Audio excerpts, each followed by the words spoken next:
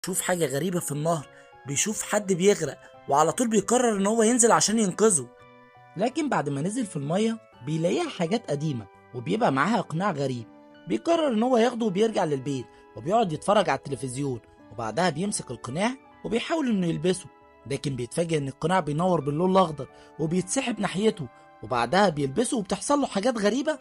بيتحول لمهرج وبيخرج من اوضته بشويش، لكن بيخرج من جيبه منبه مزعج وبيطلع ستانلي مطرقة كبيرة عشان يكسره. لكن بيقعد يكسر في البيت، واخيرا قدر يسكت المنبه. لكن صاحبة البيت بتخرج من اوضتها وقعدت تصرخ لما شافته، ورجعت جابت البندقية بتاعتها وحاولت تضرب عليه نار. وعلى طول ستانلي بينط من الشباك وبيقع في الشارع، وجسمه لزق في الارض زي المطاط، وبيرجع جسمه تاني لطبيعته وبيتمشى في الشارع لحد ما بيلاقي عصابة بتبقى عايزة تسرقه، وبيطلع يجري منهم وبيلاقوه واقف قدامهم عامل لهم